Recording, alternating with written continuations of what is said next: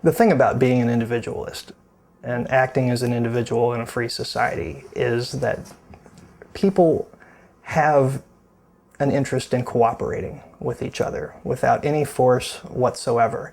It's one of the constants of human experience, is that anytime there's a problem or some kind of threat or danger to the community, is that individuals band together. They cooperate for the greater good. They do it all the time. But where we bristle is when we're forced to cooperate, when somebody else's good idea is so important that it needs to be paid for with the money that I worked hard to earn. And when we go into ideas which are just morally objectionable to a great many of us, like, invading and occupying a sovereign nation, for example, or waging drug prohibition, I very much resent the fact that my money is spent to propagate those policies. We trust government to do far too much. We should understand that everything they do is on behalf of all of us, and we should be more selective about what we let it do.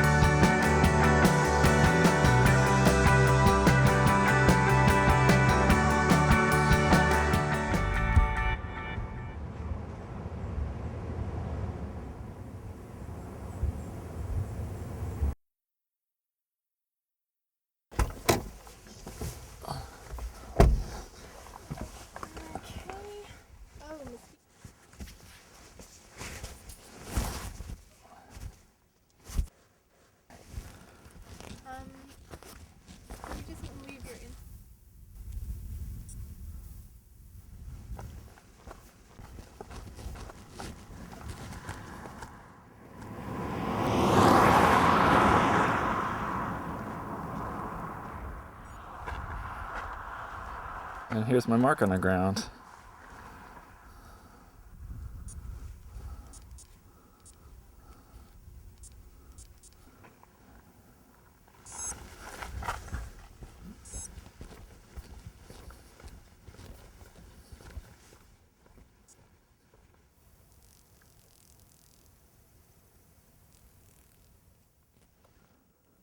Today is day 95 of the Walk for Liberty, and I'm walking down Highway 12 in Montana, walking east down the highway toward New Hampshire, and I'm going to be shooting my regular video blog as I'm walking.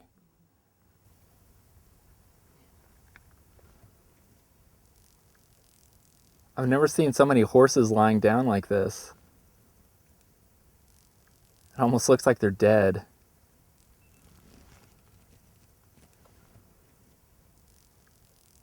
I guess it's just the colts resting though after they've been playing.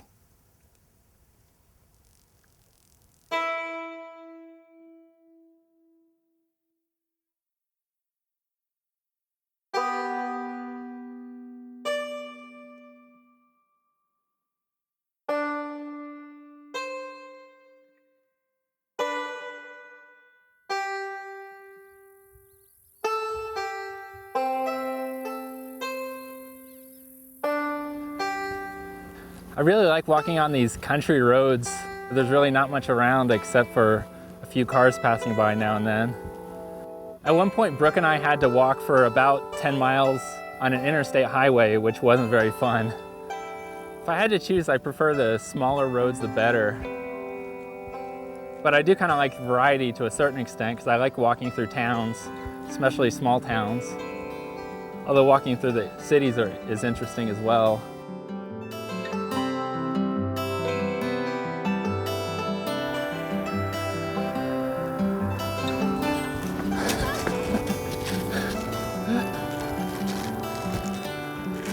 Usually I try to eat something every couple miles or so, just to keep my energy up. Chocolate Lara bars are my favorite.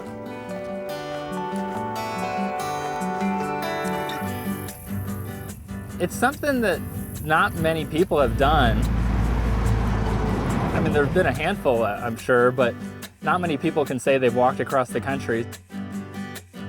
And it could get a lot of attention for the Free State Project and the idea of people moving to New Hampshire. And so it's something that, you know, I can always look back on, that I did walk across the country.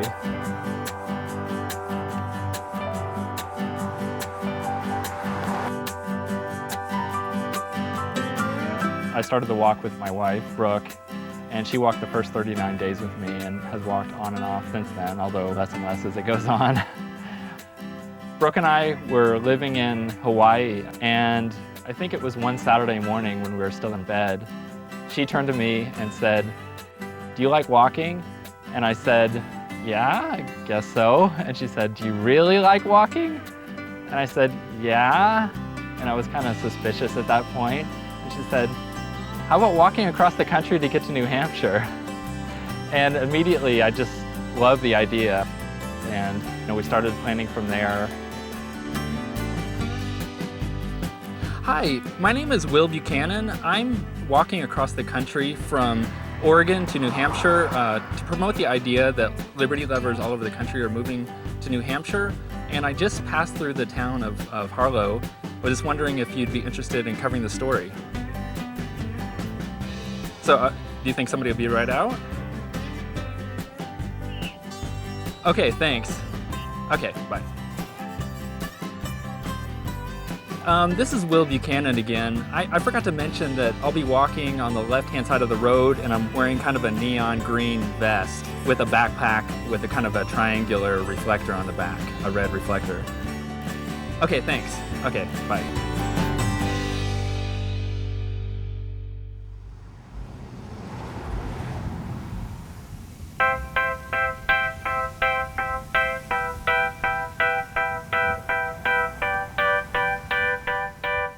My name is Andrew Carroll. I live in Whittier, California. I'm 18 years old. I just turned 18 on August 5th, actually. My name is Chris Carroll. My name is Stephanie Carroll, and my son is Andrew Carroll. I am the father of Andrew Carroll. And he has decided to move to New Hampshire, kind of suddenly, And I'm moving to New Hampshire in a few days as part of the Free State Project.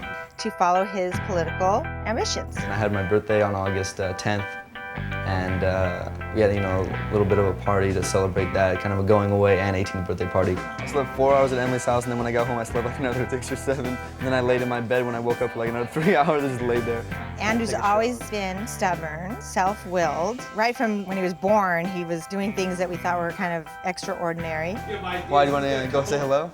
He used to pile his matchboxes in a row up the stairs, and he'd have them all set up to attack the other side, and they'd all have to be just perfectly situated.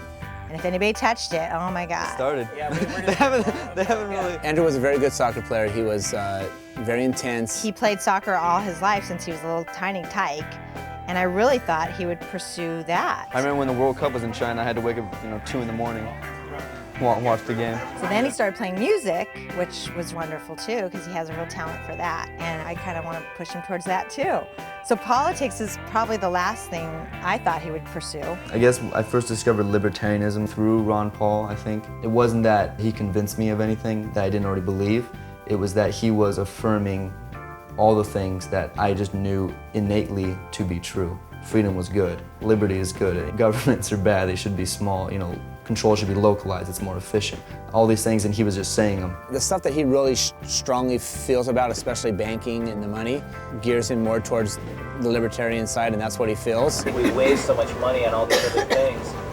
I don't get it. So You mean overseas we waste money? I think we waste money overseas, and I think we waste money here too on stupid programs. Yeah, well, Ron Paul would end most of those programs. He's conservative in that sense, so. In California, my experience so far has been cynicism runs rampant, and every politician is corrupt, they're all bad, they're all evil, they're all, this and that, and there's no hope. I mean, there's a lot of bad things, but I'm not ready to turn to cynicism quite yet.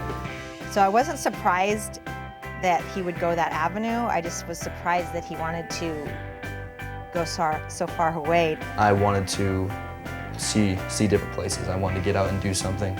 And it seemed like if I stayed here, I'd probably just sit around the rest of my life complaining that something needed to be done. He's going to go to college, get a job, and work for the Free State Project and try to do and fulfill what it is he wants out of life, which is to run for some state assembly and try to change the world for the better. I heard about the Free State Project when I checked out the forums and I started talking to some people on there and I asked some questions and I said, I'm a prospective, participant. I just want to ask some questions. And everyone was really helpful and they were just like, yeah, we're here and we're here to make a difference and you should come and help us. And so that's what really probably hooked me, was that these people are serious, these people aren't just talking, they're actually gonna do something. My bones are easy to find though because I'm so skinny. My friends are all going to college too, so when you grow up and you turn 18, everyone goes to college, things change anyway, so we're all doing what we gotta do and this is what I gotta do. We're gonna sing Andrew happy birthday and a farewell song, I guess, or something. How many did I give it? 9? So she's really come full circle.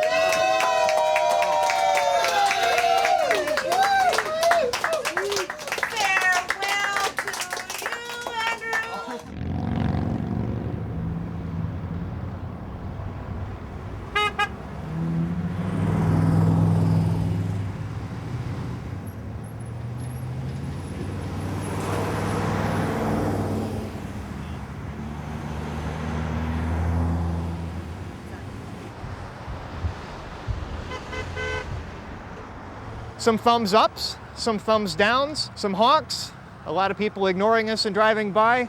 That's what you get. My name is Matt Simon. I was born in Parkersburg, West Virginia, grew up there. I've lived in several states since. I've been in New Hampshire for almost 3 years now and enjoying it to the fullest, I have to tell you. Especially when people honk at me and give me the thumbs down on the side of a road. On and off, ever since I was a little kid, I thought I'd be involved in politics, and then I'd get so upset with the entire thing and wish it would all go away like other people typically do. But in my optimistic moments, I always know I want to do this. Some states are authoritarian wastelands from the libertarian perspectives, and others are pretty darn good. New Hampshire isn't perfect, it isn't a utopia, but it's a heck of a lot better than a lot of other places, and I'm happy to be here trying to, be part of the state's future. New Hampshire has a very representative legislature. The New Hampshire House is the third largest legislature in the world, I believe. For this small population to have 400 representatives, it's just so amazingly open and accessible. If people want to walk into the State House, testify on any piece of legislation, put in their 2 cents, they can do it, and it's welcomed. It's part of the culture here. How could I not want to be a part of that? How could I live in a state and care about politics and know I have no chance, that no matter what I say or do, I will never make an impact? Here, it's possible for regular people to share their views and participate, and they actually do have a chance here. That's why I came.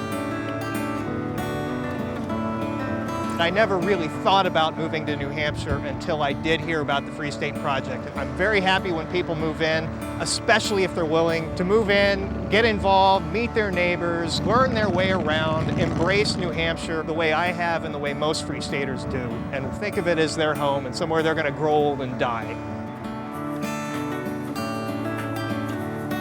Today I'm holding signs for candidates for state representative mainly. There's a U.S. Senate candidate on here to identify the party brand so people know these are Republicans. I may be helping Democrats this weekend, in fact I am, but kind of bounce back and forth based on how they are on the issues and certainly on the issues that are important to me. I didn't know people stood on the sides of roads and held signs for candidates when I was growing up in West Virginia, because I've never seen anybody do that. You're either a Republican or you're a Democrat. You vote once every 4 years.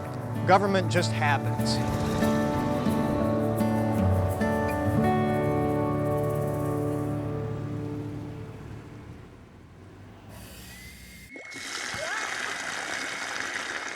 How much do you want?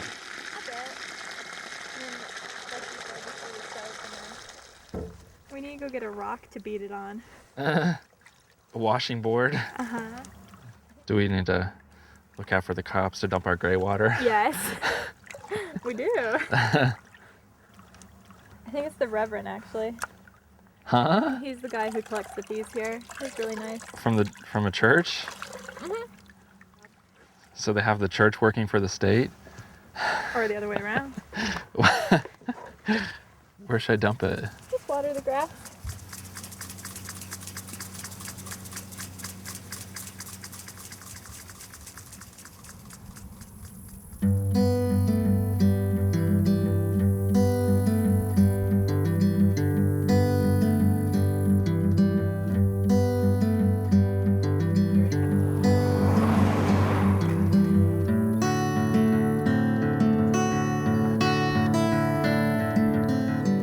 lot of time how it works is she'll drop me off at where I stopped walking the day before, and I'll start walking and she'll drive a couple miles ahead or so and wait for me to catch up to her, and then I'll maybe take a few minute break, get something to eat, and then I'll start walking again and she'll drive another couple miles ahead.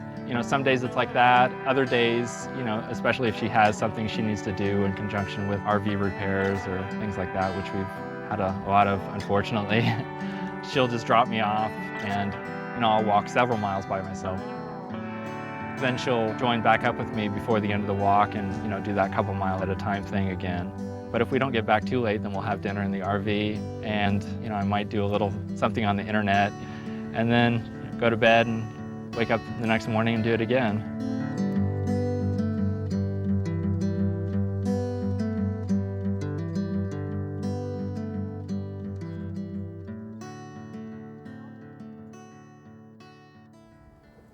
This was my senior project. It's like the last main project we do as a part of high school. But I did mine on the Federal Reserve, how it destroys the value of our dollar. I presented to a few government classes, economic classes. They're together, so.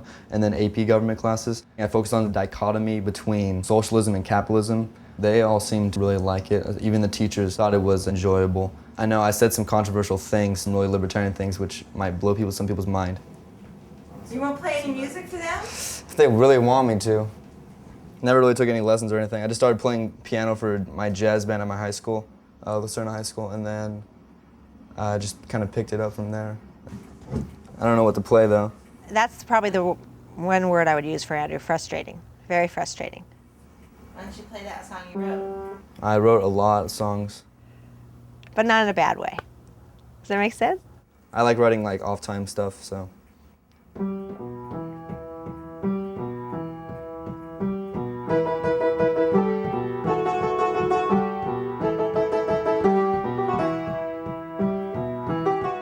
The moving away idea, we were on vacation in Montana. Andrew stayed home, and my husband and my youngest son and I went on vacation. From July the 2nd until the 15th. Well, we got home, and I asked him what was happening, if he'd been looking for a job yet. I said, we need to talk about it. And he said, well, I'm moving to New Hampshire. So that's how I found out. And he told us around the 19th of July, which would be about a month ago or so, not even a month ago, that this is what he wanted to do. And I just kind of went, Chris, we're going to dinner, we gotta talk. But he did tell our neighbor over here next door to us, he told him like first week of July, so some people knew before we did. So we went to dinner and he explained to us his plans, and we got back home and he took us on the internet and showed us all the people he's been talking to and where to move and to go to school. So he'd been really actively pursuing it, not just coming out of his mouth. He actually was trying to figure out how to make this work. In the last 3 weeks, we've been getting airfare, trying to get him a job, trying to get him enrolled into a school, trying to get funding to pay for his school. So we took him serious, and I guess we both think it's okay. Thank you.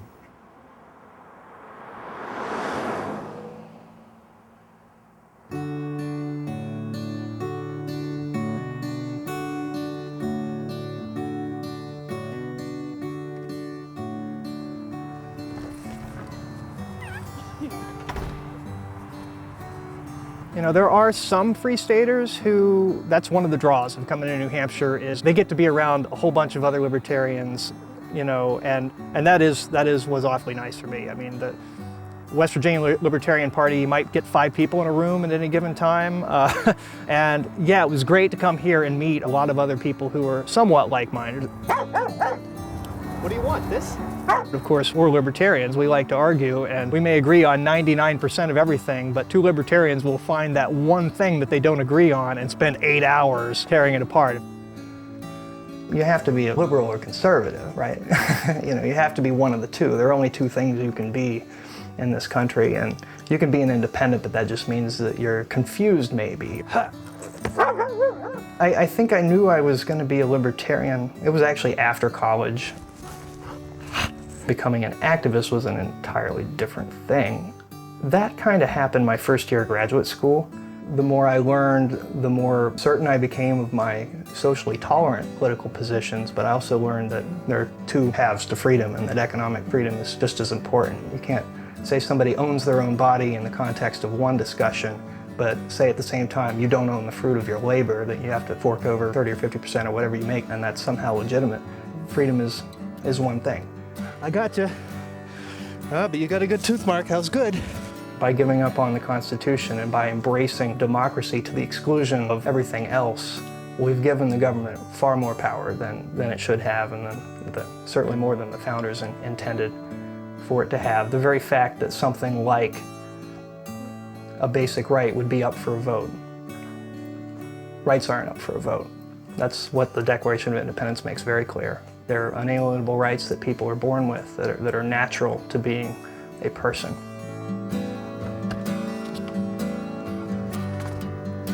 I am now the executive director of the New Hampshire Coalition for Common Sense Marijuana Policy, which is an organization I started in January 2007, and we work to minimize the harms associated with marijuana prohibition in New Hampshire, and we're working on medical marijuana this year. We've had the drug war for almost 100 years, and we've done a lot of damage to our society by believing that by decree we can make our drug problem go away. If we throw enough force at the problem, we can create this ideal society. And that's where I really bristle when people say libertarians are a bunch of utopians. There's nothing more utopian than thinking you can pass a law and that in 5 or 10 or 20 years we're going to have a drug-free America. You know, for the next couple months I'll be designing campaign literature, essentially. I mean, we'll treat it like a campaign. Get good media, round up medical marijuana patients who can be credible, effective spokesmen. Try to get experts from the medical community as well. And when the legislature reconvenes, we'll have a bill, and at some point there will be a hearing, and that's when we'll show up.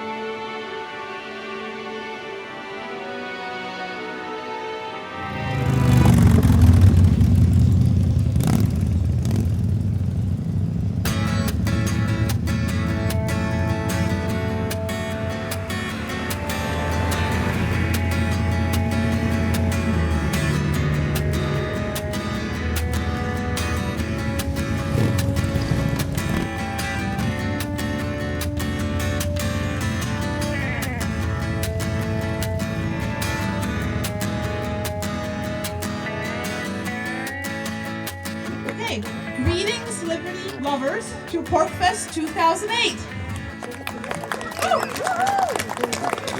Porcupine Fest is going on today. People often ask, what is PorcFest? We're getting together at a ski resort in New Hampshire. If not the largest, it's close to the largest libertarian event in the world. And all the free staters, the people who are moving to New Hampshire for more freedom, or at least a lot of those people get together and socialize this week.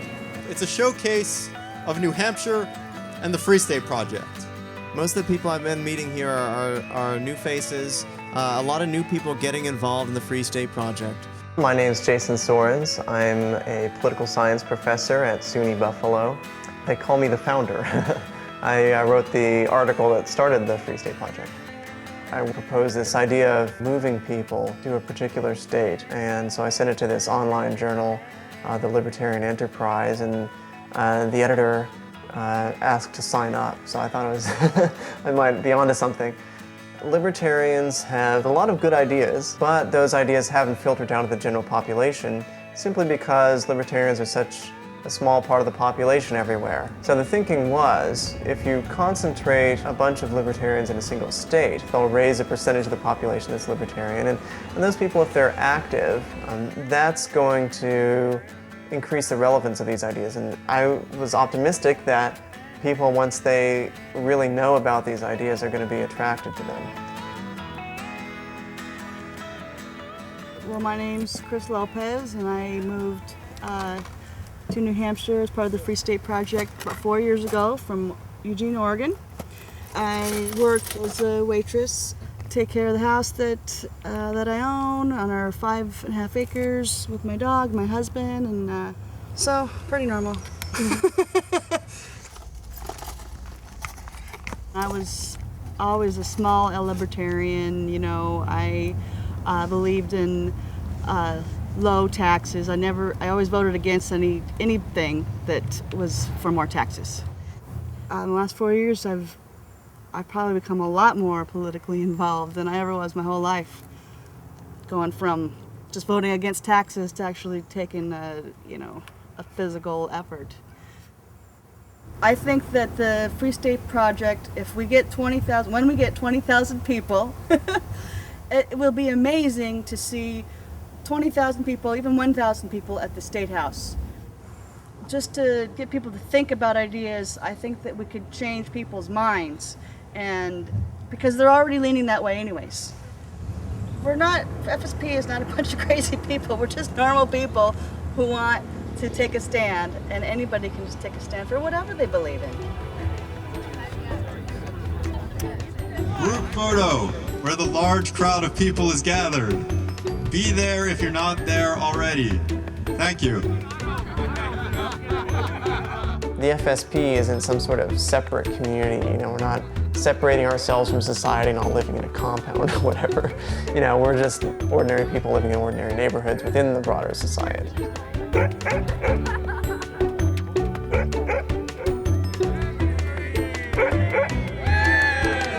I see the FSP as part of a political realignment. We want to align the political spectrum on liberty versus the state, so to speak, rather than liberal versus conservative.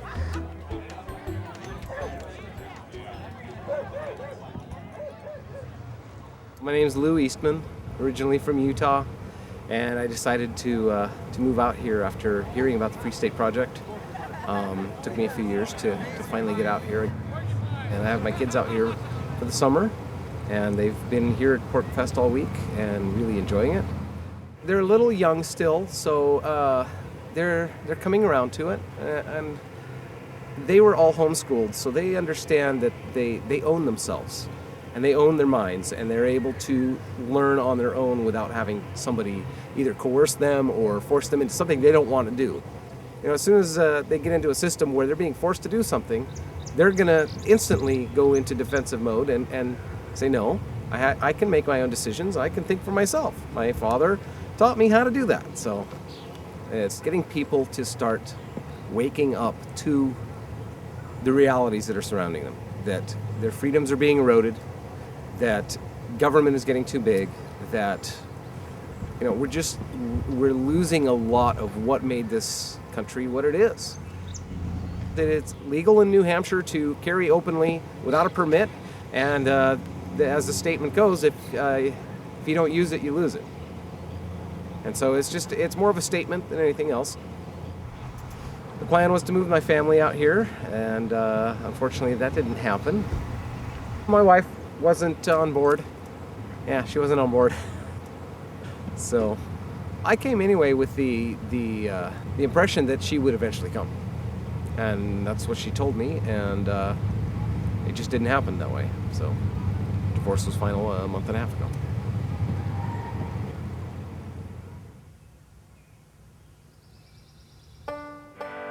For me, libertarianism just means that people should respect each other's rights. Obviously, things like murder and theft are wrong, but they're wrong whether individuals do them or individuals who are employed by the government do them. So for a political philosophy, libertarianism would hold that government should be limited to protecting people's rights rather than controlling people's private decisions. And the Declaration of Independence was based on the idea that individuals have natural rights to life, liberty, and property, and that the government is there to protect those rights. So in some ways, this philosophy is a more modern philosophy that takes on board a lot of the ideas about racial and gender equality and toleration that would have perhaps made some of the people back then a little uneasy.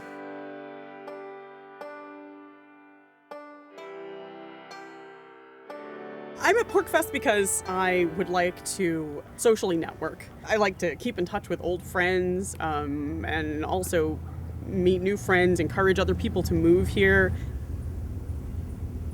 My dad was sort of an original Free Stater. I was born in New Jersey, and so was he, and he wanted to sort of get out of the New Jersey oppression. So we moved here when I was 6, and I fell in love in New Hampshire. Because the Free State Project is kind of inherently so diverse, it's really difficult to peg people down on things. I mean, they tend to be voracious readers. They tend to be history buffs. We have the civil disobedience people that feel that if the law is unjust, then there's no point in following it. And then you have people that also want to work with the system. They look to get people elected that share their viewpoints. And ideologically, aside from the fact that we all agree that liberty is our goal, there is the anarcho-capitalists all the way to Republicans to Democrats, that kind of a thing, that are just liberty-minded. As far as worldviews, I'm a Christian. We also have atheists, we have religious atheists, we have a pagan group too.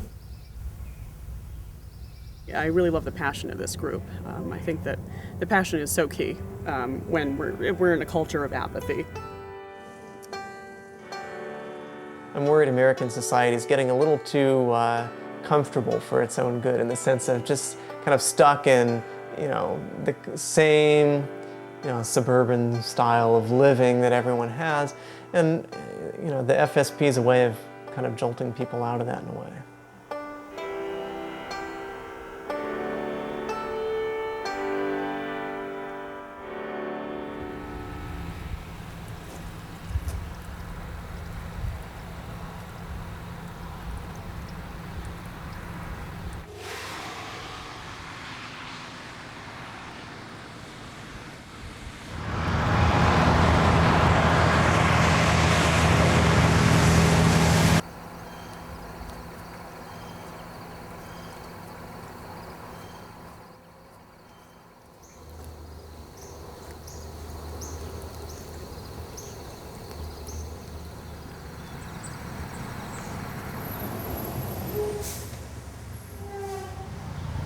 Today is September 29th, 2008, day 149.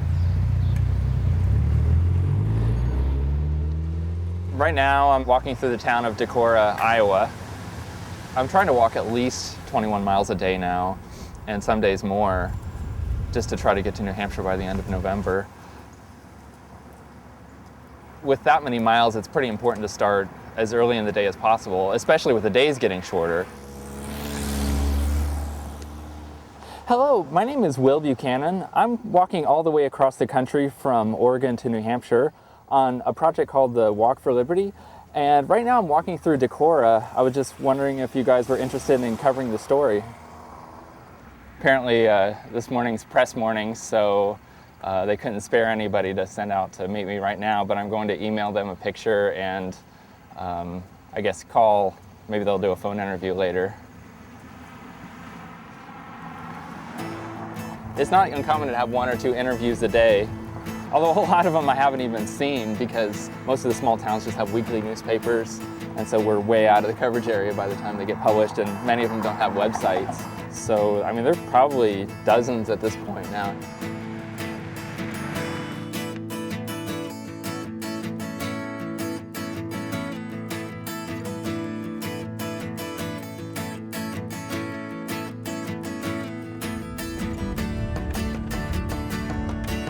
My name is Brooke Buchanan. I'm 29 years old. Had my birthday on this trip, actually. It was pretty interesting. And I'm with my husband on the Walk for Liberty. I guess I thought it was just going to be like a long road trip. Unfortunately, I'd only been on road trips for maybe 5 days before.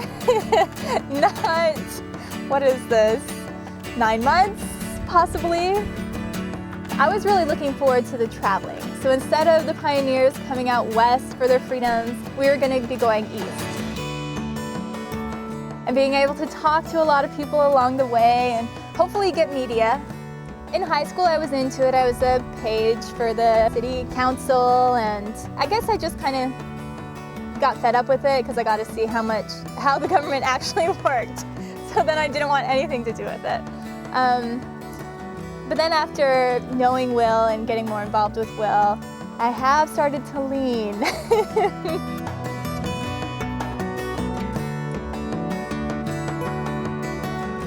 My name is Will Buchanan. Is she in the right position or? Okay, okay.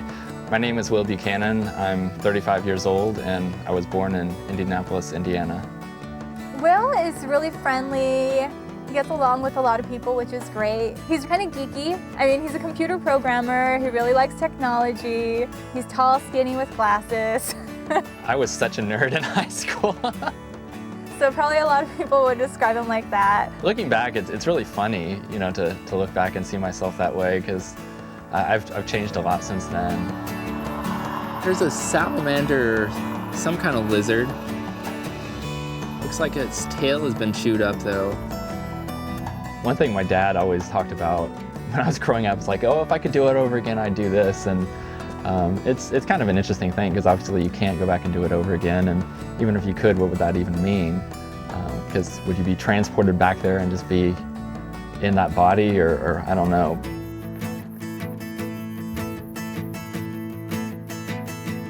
Well, even in high school, before that, I've never liked the idea of using force on people.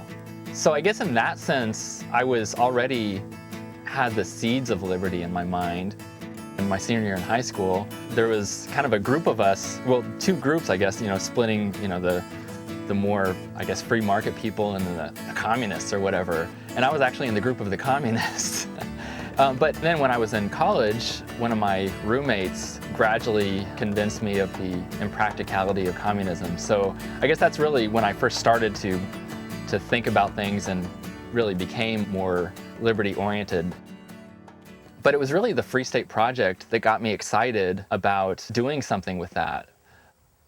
You know, growing up, I thought I was living in a free country. You know, that's what we were all told when we were growing up, that, you know, America is the land of the free. You know, even if you have discussions with people, it's hard to convince them, like, what are you not free in? You can do anything you want. But really, you're regulated in almost every aspect of your life. It's hard to find one single aspect of your life in which you're not regulated or taxed in some way in. So to even reduce the amount of government somewhat in some of those levels, you know, people could be so much more free and prosperous. It's hard for a lot of people to understand. I guess he could come across as crazy because not many people act according to their core beliefs. I guess maybe my passion comes from that. I just like to be as consistent and principled as I can in my beliefs, so the only way to do that, I guess, is to take it to its logical conclusion. He's a perfectionist. You know, if he sets a goal that day to go 20 miles, we can't do 19.8 or something. He has to do the 20 miles. Well, I started walking today a couple miles east of Waukon, Iowa, and I've been walking for, let's see, 22 miles today, and I'm about to cross the Mississippi River.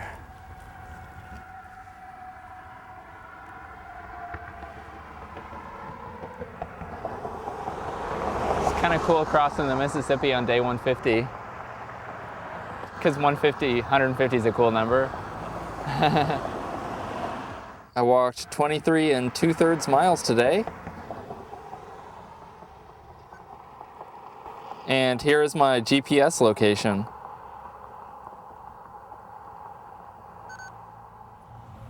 Wisconsin. Have you ever been here? No.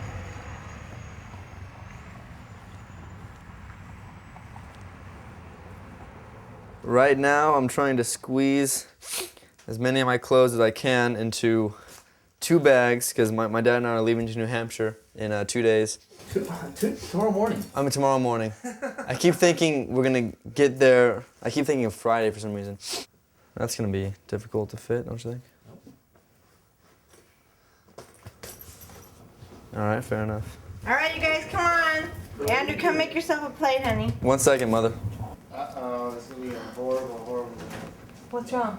No A1.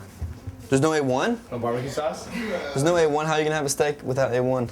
Oh, well, I won't eat any tri-tip without A1 Oh, then. you can have shrimp. Look at all that shrimp, Andrew. I'll have lots of shrimp, that's for sure. Any tri-tip without A1? It's okay, but A1 is like. You want to finish that for me? Haven't you seen the bottle, like the sign on the bottle that says like, yeah, ahead, Sean. yeah, it's that Take it important. over. So it is that important. That's all I'm gonna say. That's all right. No, I'll cut it. Yeah, I'll take that. I'll take the whole thing. Yeah, just leave it like right here. Somewhere. Go, Andrew. It'll still be good. It's just not the same. And I need a fork. Oh, there's already some out here. We're having our dinner for Andrew. He's leaving in the morning. We have to leave here about 6:30 for the airport. So Ashley and Sean are here. Ashley is Sean's girlfriend, his older brother, and Chad and Mom and Dad. And that's it. And Andrew, of course. So let's hurry up, Chris. Chad, you want to try shrimp? No, my shrimp. Come on, try it, Chris. Nope.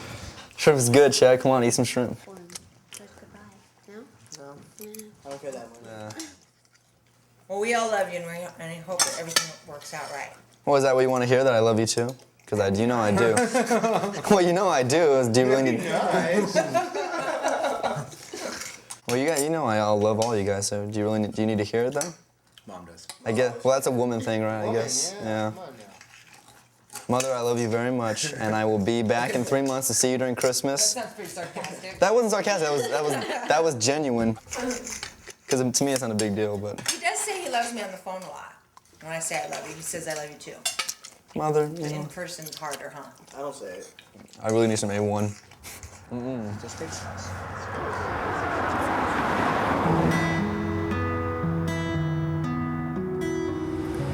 What time is it? It's about 10 to 7 Thursday morning, and we're getting ready to go to the airport to take Andrew. Go to New Hampshire.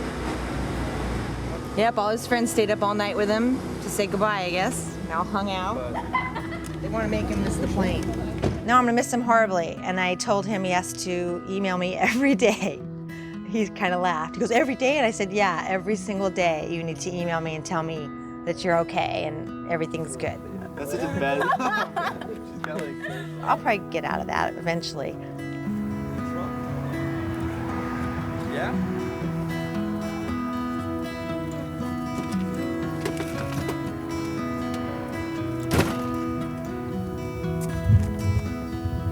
Oh, Can't you just wait just a little longer? Can we wait like 15 minutes? If you miss the plane, you don't get to go. Yeah! Mardi Gras! I mean, there's a lot of things Andrew hasn't done yet. I didn't expect him to just leave like this. I thought there'd be a couple of years to break all this in.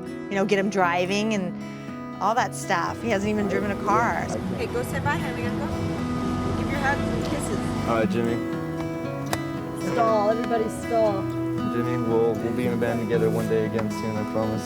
Andrew, as of right now, I don't think the whole thing has really come into play about how big of a distance there's really going to be between my family and myself. I'm really like leaving all these people, and I'm not going to see some of them ever again. And if I stay here, I feel like I'm going to be missing out on a great opportunity to really make change. And so I got to go. You know, it's got to happen. You promised. Let go of me. I like how you make everything fun.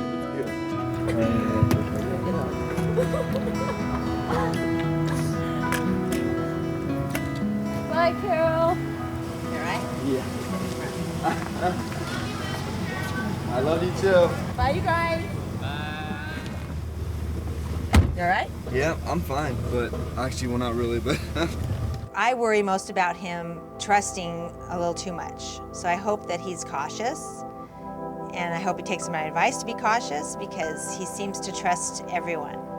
And there's a lot of bad people out there. Oh my God, it's so dramatic. Wait, you gotta slow down, They gotta slow down running now.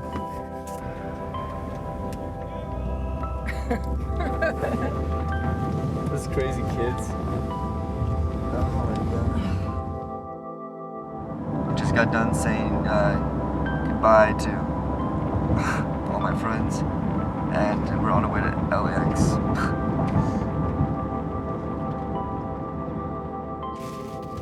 So your girlfriend Melissa, she's made some nice new friends, huh? Do they all like her? Yeah. She never knew any of them before you, right? No. She's so cute.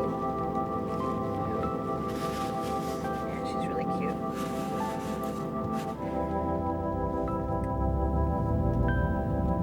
Maybe be able to sleep on the plane though. Yeah, that's my plan. You'll be tired. Yeah, I think Andrew and I were pretty close. He went through that phase where, you know, you don't want to talk to your mom and all that stuff. But now he seems to be coming back out of that. He's very sweet and he's very sensitive, and he'll give me a hug and a kiss in front of his friends. He won't think twice about it. He's not embarrassed. He doesn't like me to ask him a lot of personal questions, which I'm the kind of mom that does that, so he's got to get used to it. But yeah, I think we're really close, really close. He's a great kid, and I'm gonna miss him. I'm gonna miss him really bad. There's a lot of things I still haven't got to tell him yet, and I know he knows I love him. He knows we all love him. I just want him to know that we're really proud of him and we love him to death. And he's a great kid. He's a great kid.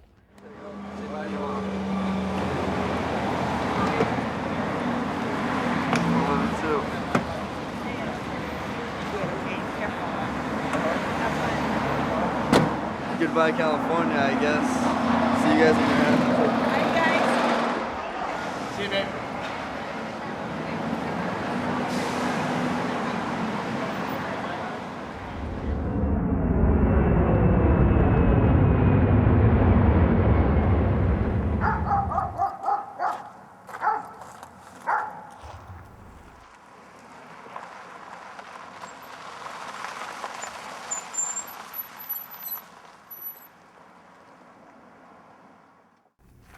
One of our jobs is to help people tell their stories, people who have serious illnesses and benefit from medical marijuana. Where's an outlet I can use, please? Right down there. You want to lose the hood, or? My hair is really bad. Like, what do you...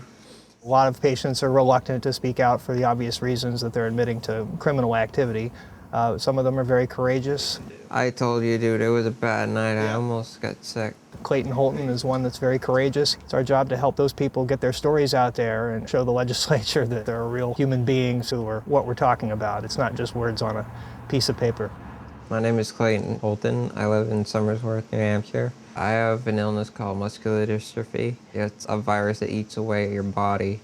Most people don't live past the age of 16, 17. I'm about to turn 24, and I'm actually pretty happy about that.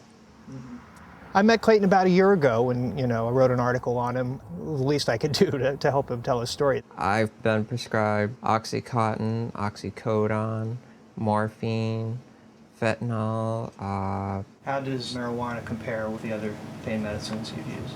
I'm in full control over how much pain I'm in, how much relief I need, how much I don't need. There is no horrible side effects. I'm not passing out in my chair. I don't have to lay down. I'm not throwing up. And these are all things that are caused by every single painkiller I've ever taken. He was a medical marijuana patient in California and had access to very high quality, locally grown marijuana that he knew, how it was going to affect him. I started gaining weight. I wasn't in pain. I stopped taking almost half of my pills. You meet somebody that's 6 feet tall and 79 pounds, you want them to gain weight. I weighed 80 pounds when I went out. I was there for about 2 months and I gained 9 pounds. Just obvious, irrefutable proof that marijuana works as medicine for many people. And when I meet somebody like Clayton who needs to smoke marijuana to be alive, why do we even have to ask? Why isn't this just completely easy for everybody to just say, yeah, okay, we need to protect these people. We need to not put cuffs on them and throw them in jail. It's definitely helped prolong my life. It helps me eat, relieves my pain, and it keeps me off multiple painkillers that I am now having to be forced back on again. I get really disappointed in my government when I meet medical marijuana patients. I have to lay down every couple of hours because of sitting in this chair. And that's one of the things that medical marijuana has helped me with. We'll use his image and his story any way we can, and that's what he wants. Like you said, most people don't live past 16 with his disease. He's about to turn 24, and this is what he wants to do. He wants to tell his story and help pass medical marijuana laws. Medical marijuana was not my issue, but now it's certainly become an issue that I'm very passionate about. If we're going to have a war on drugs, we need to get people like Clayton off the battlefield.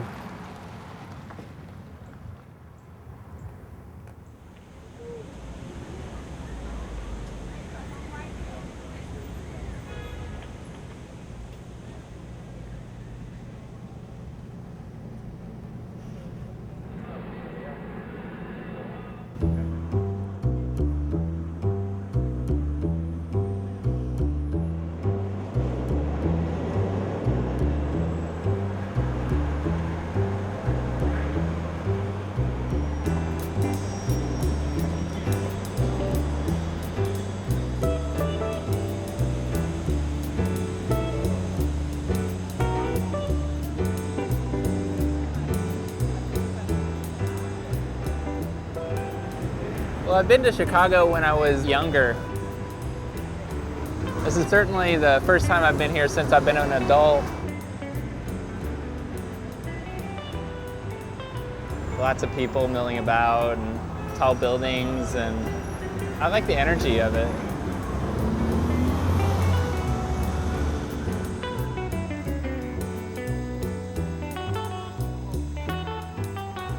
Well, walking through the city, I guess the practical difference is navigating through all the people and traffic crossing the streets. Usually I never have to worry about that. We're just walking along the back roads.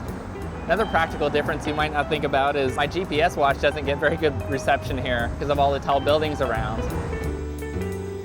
Oh, I'm gonna try to stop into the Sears Tower, see if they have a little tourist map or something.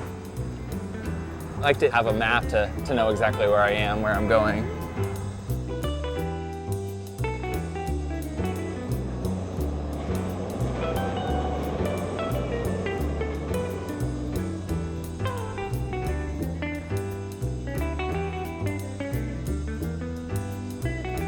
Well, having lived in New York City for a while, I'm used to most people not making eye contact with you in a big city, and more people have.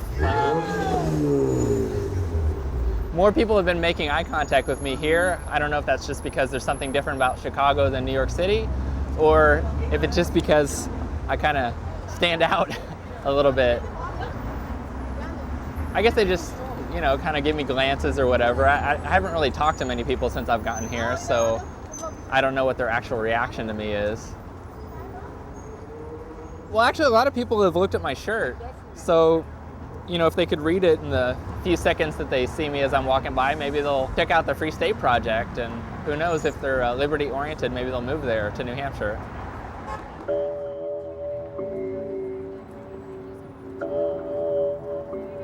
Would libertarianism work in a city the size of Chicago? Well, I don't see why it wouldn't work on a city of this size or any size. I mean, because really all government is force. And the question is it force that keeps people in line? Or is it voluntary interactions? And I don't see why government, i.e. force, is required to get people to interact with each other.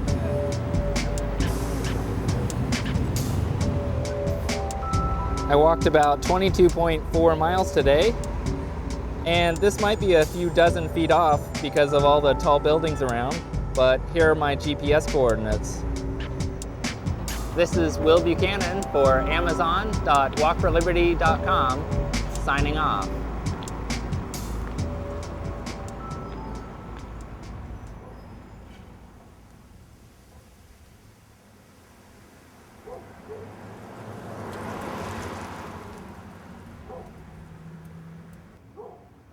I've been in Manchester about a week now, almost a week. My mother's been calling me every day, but I haven't made any effort to call her. She calls me. I know she'll call me anyway, so it's not like I need to call her. I met this guy last night at the debate and his wife, who were both really nice people. I haven't met anyone so far who's just been not congenial, so everyone's just really friendly. It's great. So.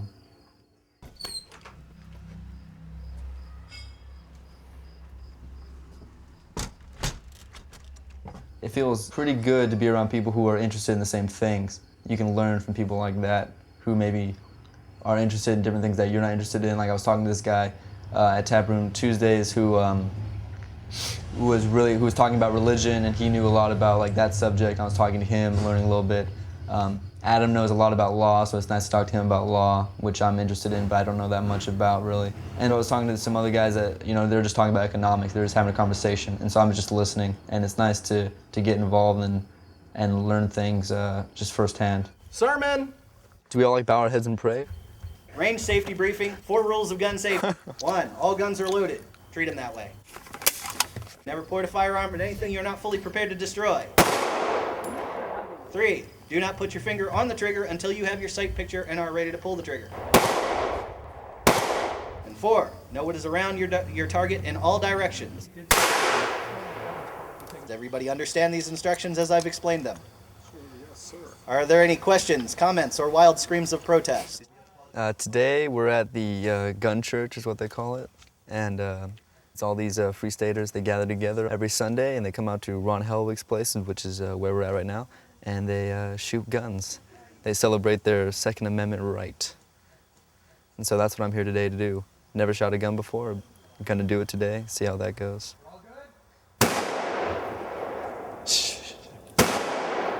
Loud. Somebody at the camp freaking out. You are freaking out, man. Stick them on there with the bullets facing forward. In here? Yep. Ryan, do you know who's How exactly? All right, right Yeah, there. the follower on that thing You just kind of put him push down and back. Oh, okay. Down and back, down and back. That's Rifle.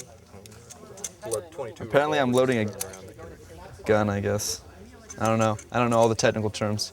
What's this? Just keep going. That's the magazine. Magazine. People will call it a clip, but they will be wrong. I know Andrew believes in the Second Amendment and supports it. I don't picture Andrew going out on a Sunday afternoon all the time and shooting guns at targets or anything. I just don't picture that. Just kind of get a feel for how it points and shoots and everything like that. Okay. Without loading it, go ahead, just hold it, point it, see how it feels, etc. So, magazine, just be aware of where that barrel's pointing. It needs to click in. You got to kind of give it a little. You might want to get 2 hands on the gun. All right. It's gonna kick a lot. I would really be surprised to see him out there shooting a gun.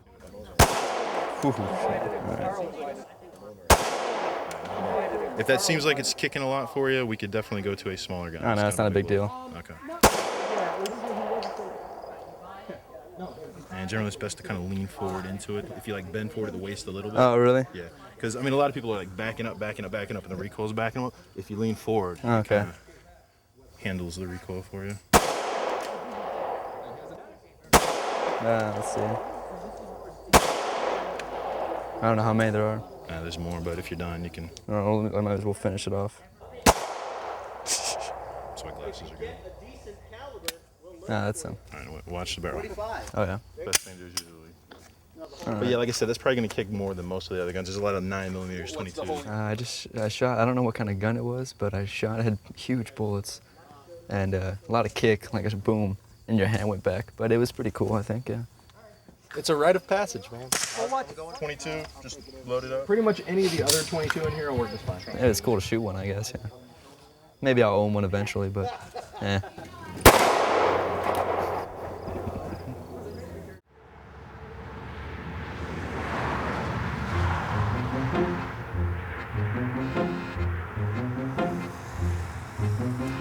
Well, we've been gone a long time. We've been on this journey for a while now, but right now, I think I've walked between 2,900 and 3,000 miles since Oregon. And we're in, Geneva. Yeah, Geneva, New York. We've gone through too many towns now. They're all starting to flow together. But yeah, we're in Geneva, New York. Even though Will has actually stopped walking in Syracuse. And that's actually only 200 miles to the border, walking now. So that's pretty fun. But why are we here? Because our RV broke down. Crap! 300 miles away!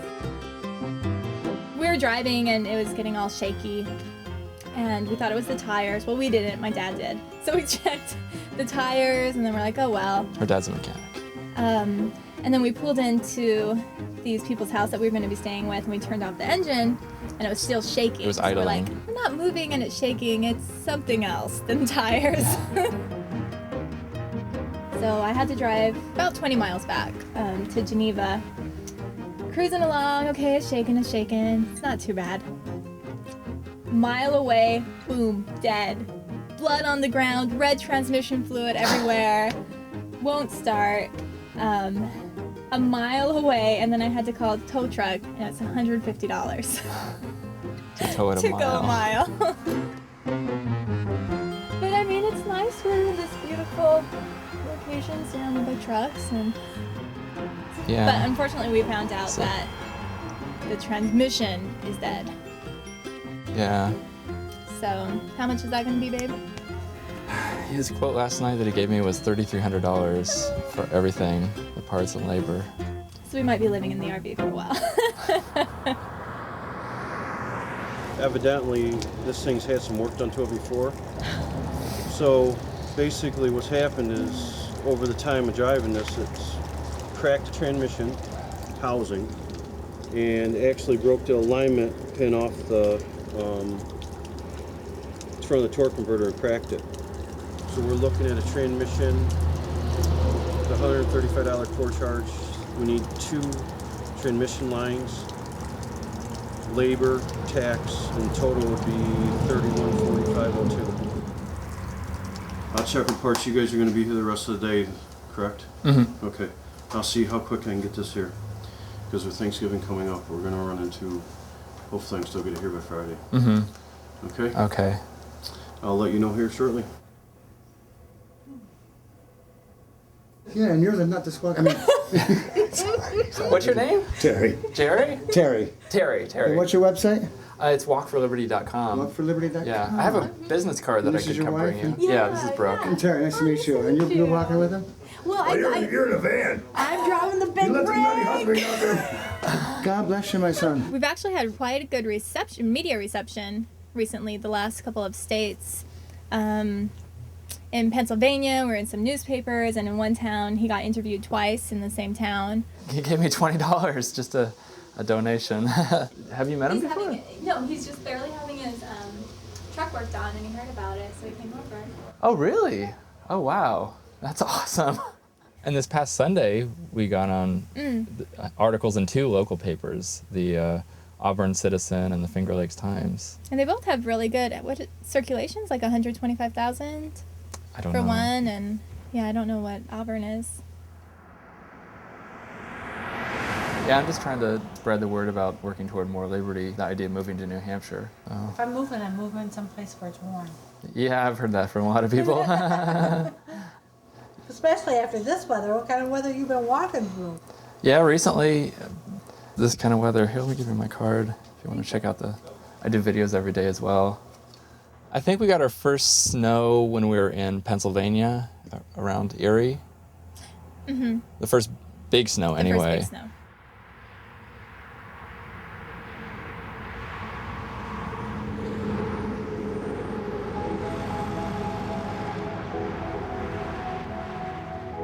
I don't know if it's really hit me that it's getting close to being over, because we've spent 7 months walking across, and this has been our life.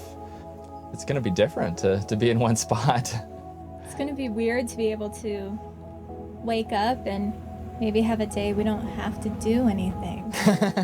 We haven't really had a day off in the whole time. So that will be, what are we going to do? That's going to be crazy. I don't know.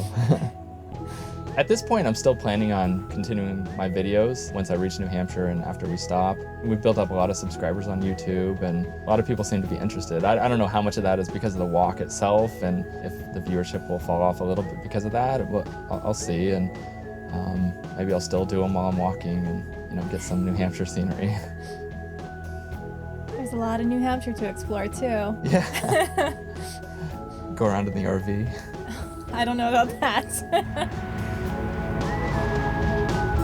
They're going to order the rebuilt transmission to put into it, and after Brooke talked to her dad, apparently it's a good deal because there's something that he had told me the housing was cracked, and apparently that's a really big deal, so we couldn't get it rebuilt.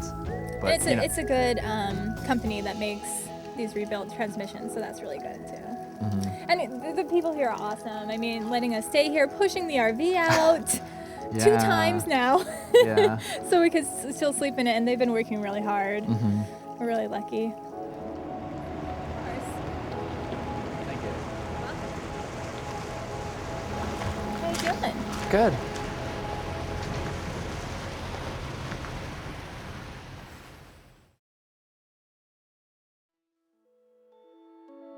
Right now I'm washing my clothes for the first time in a while.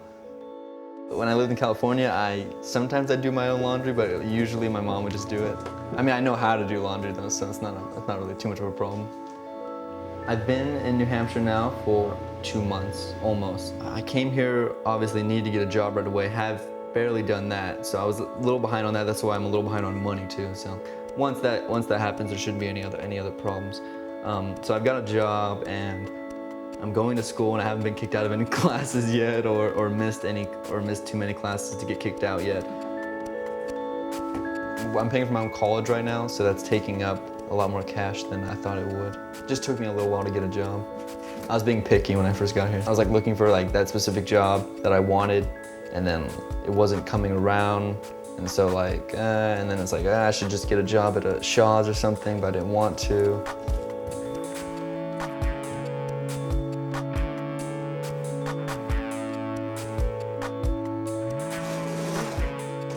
Well, usually my dryer at home, maybe this one turns on a different way than the one there we go, okay. The weather is getting colder all the time, so it's nothing I haven't experienced before yet, but I guess it's gonna get there pretty soon.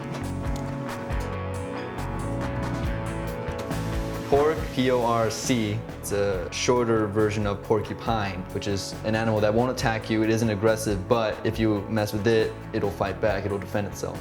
And so that matches with the libertarian principle of non-aggression. So they took the porcupine, narrowed it down to pork, and that's what we call ourselves. It's like a self-affirming moniker. We call ourselves porks. At church, I shot I can't remember what it was called, but it was a pretty big gun. I don't know. I shot it and went like, you know, my whole hand went flying back. It was, I mean, it was fun, I guess, but it wasn't anything, you know, too exciting or too exhilarating. I don't need a gun, I don't want one, I don't want to carry one around. It's cool if people want it, that's their right. So, same thing with like marijuana, I don't smoke it, but if you want to, go ahead. And like that's the very libertarian thing to say, so let people to each his own. I'm definitely still thinking about running for office. I mean, that's the reason I came here, was to run for office, so it would take something dramatic to convince me otherwise.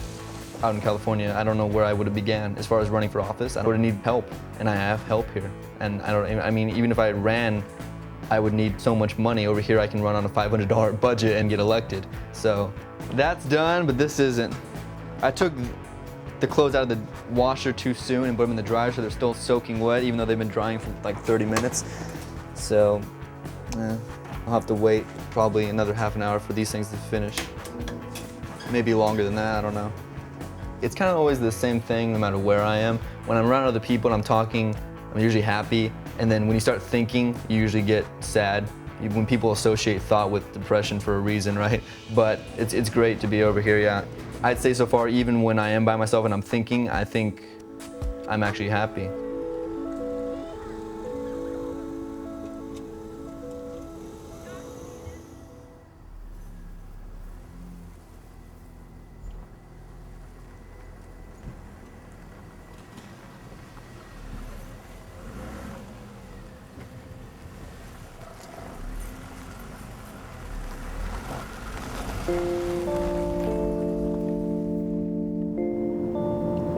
Well, the House vote is incredibly important.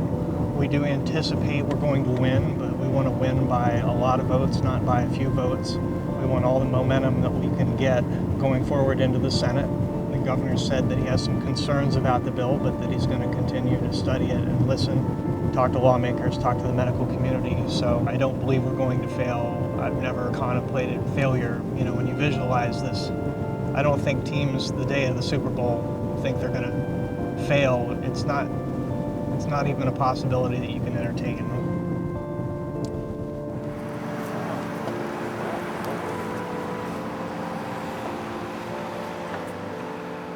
In terms of the cultivation of marijuana for qualifying patients, if I am a tenant and don't own my own house and don't own any other property, which property can I grow my marijuana and keep it in? Having no personal experience, it's my understanding that this is a fairly easy plant to grow. And I don't know why you would have any more problem growing a marijuana plant in the house than you would a ivy plant or whatever. How does the bill address secondhand smoke and the effects on other members of the House who do not have a registry card? I don't believe that the bill covers that, but I think a patient suffering from the debilitating disease would be certainly cognizant of the other people in the house. I think common sense would take care of that. So essentially what we're saying is somebody who is using marijuana for medicinal purposes can share their medicine with others who don't need it. No, absolutely not. I think that's a real far leap. House will come to order. Thank you, Madam Speaker. I am officially diagnosed with chronic pain, and I get a prescription every month automatically delivered to my door, and I have to sign for it. Now, there are many like me throughout the VA system. Does this mean that, and I'm not dying or anything, but does this mean that I would qualify to get a green card or whatever you call this card? I think you'd need a green card only if you plan to raise it commercially. As far as, House will come to order. I think, Madam Speaker, I think even the microphone's getting tired. The chair recognizes the member from Litchfield, Representative Bohm, to speak against the committee report. I'm going to take this from another direction. If the AMA says that marijuana is not good for medicinal purposes, then is it? The chair recognizes Representative Hess for a parliamentary inquiry.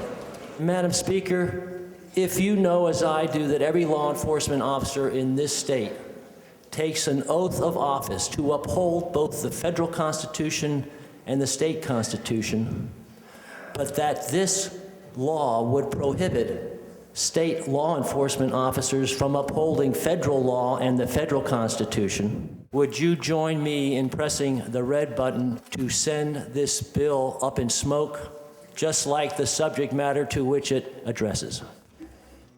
The chair recognizes the member from Manchester, Representative Craig, to speak in favor of the committee report. Thank you, Madam Speaker.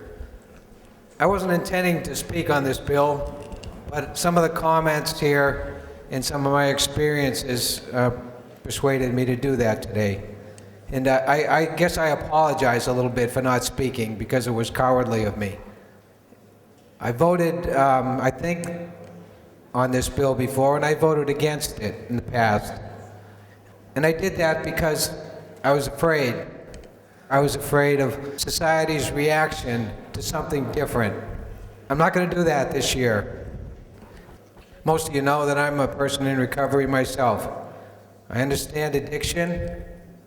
My addiction was to alcohol, and I got to tell you, alcohol has done more damage to people I've come in contact by far than any other drug that I have seen. DWIs, spousal abuse, child abuse, you name it, it's almost always involving alcohol. Somebody's drinking, not smoking marijuana. But the real reason I'm speaking today is because of my friend Jamie. Jamie, I met through 12-step program. He was addicted to drugs and alcohol. I watched him get clean and sober, and I watched him live his life after he became clean and sober. I have to tell you, I don't think I've ever seen anyone turn his life around like Jamie did. He would help anybody who came to him with alcohol or a drug problem. A few years ago, Jamie's sister got cancer, and she passed away. About a year later, Jamie got the same diagnosis. And I watched him get sick. And I'll never forget, Jamie was crying one time when I was up there. And I said, "What's the matter, Jamie?" And he said, I'm smoking pot. And I said, well, I don't know what to say, but he said, "It's the only way I can eat. It's the only way I can eat." And he was crying because he felt like he was cheating all the people that looked up to him because he had stopped using drugs and alcohol. And he said, "But Jim, I can't eat. I can't keep my food down unless I do it." And I told him, "Don't worry about it. You're not cheating. It's not a slip. It's okay." That's the kind of guy he was. He lived probably 3 more weeks and he was worried about making his car payment. And he died. He died last year. I'm not an expert on the bill. It's a difficult thing. It's not what I'm used to. The easy thing is to just vote no. But I can't for Jamie, because I know there's people out there like Jamie. And he told me that it made him feel better. I'm gonna stand up. If I get hammered in the newspaper tomorrow, so be it. I'll think of Jamie. So I would ask you, start thinking a little bit differently about our drug policies. We've got to start, and this is as good a place as any to start. So I'd ask you to support the committee recommendation. Let's do something right for Jamie and for everyone else in his position. Thank you. Will the member... House will be in order. The question before the House is the majority report of ought to pass on House Bill 648 FN. If you're in favor of that, you'll be pressing the green button. If you're opposed to that, you'll be pressing the red button. Voting stations are open for 30 seconds.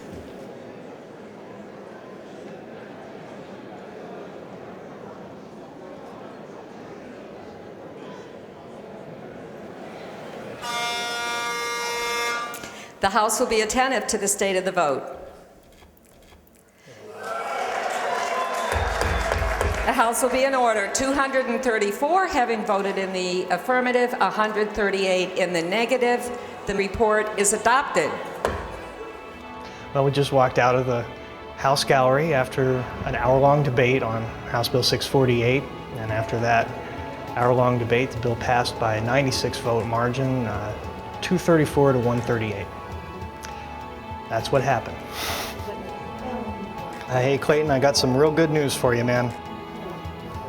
Well, the House passed our bill, not by a little bit, but by a lot. So we're moving forward with a good bit of momentum. And yeah, man, my pleasure, absolutely. And I'll be in touch with you soon about the next thing. Have fun reading the papers tomorrow. All right, man. Goodbye.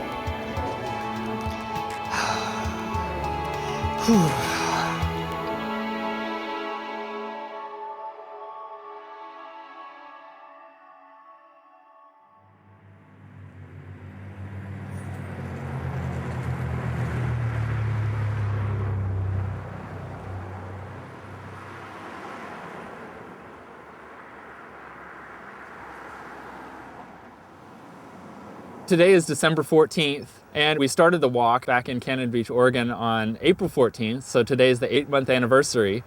And I've walked probably about 3,100 miles so far, approximately. It's kind of strange, because we have been walking for a long time, for the better part of a year. But on the other hand, it's kind of hard to imagine that I've actually walked that far, almost all the way across the country now at this point. Today I'm in Brattleboro, Vermont, and I'm going to be crossing the pedestrian bridge on Route 9 into New Hampshire.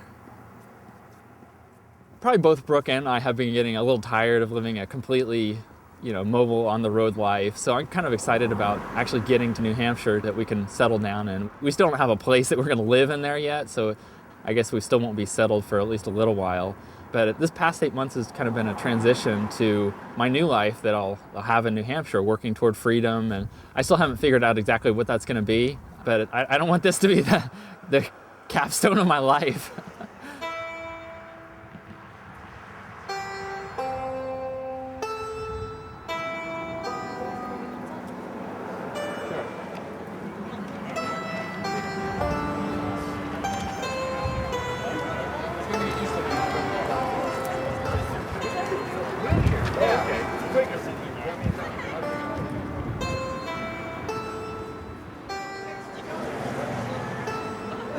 a lot of people who just showed up.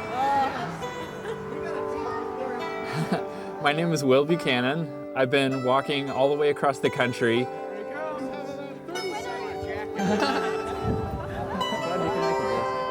The reason why I'm walking is there's an organization called the Free State Project, the goal of which is to encourage liberty-oriented people to move to New Hampshire to work toward achieving more liberty by reducing the size of government there. This is also our move to New Hampshire, along with my wife Brooke and our dog Jake.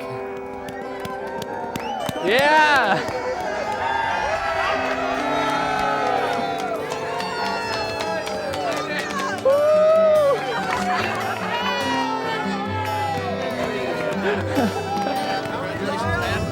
Hey, thanks, Ian. Welcome home, Will. I'm speechless. You've only Thank got you. a very cold state to walk across. This is the president of the New Hampshire Underground right here. Oh, hey. My name's Will. What's your name? William Harris. Nice to meet you. Thank you for the welcome. I think the FSP is part of the American story, right? It's America's a land where everything's supposed to be possible, where people have come up with ideals about how society should look, and yes, move for them. I'm feeling pretty good right now. It's just such a great opportunity to really go out there and do something that I feel is just so incredibly important. Not just for my life, but even for people after me. To think that like we could really go to New Hampshire and that I could have a huge role, a leading role even, in doing something for this country which is going in the wrong direction. And I'm only 18 and I see it. And if I start now, if I live another 50 years when I'm 68, I might actually be living in a better country. Thank you. Wow, this is quite a gathering. This is incredible. If you look at history, there have always been people who wanted to get the heck away from where they are. They found it stifling. They wanted to take massive, amazing, huge risks, which is what this country was built upon. People who are like, you know what, for whatever reason, I can't stomach things where I am. I'm going west. I'm going to seek my fortune. I'm going to find a nice plot of land and build a house there and homestead. And where do you go today if you want to do that? There are people today, just like there have been throughout history, who are the sort of people who need a frontier, who need to be pioneers. Oh, man. Do you want to keep walking with everybody across? Yeah, you guys want to keep walking? Be true to yourself. Don't live somebody else's idea of what life you're supposed to live, or, you know, lots of people, your parents, friends, and family have expectations about what they think you should be doing, but don't do that. Live the way you want to live. Figure out what's important for you in your life, you know, what you really want to accomplish, and go for it. Onward to freedom!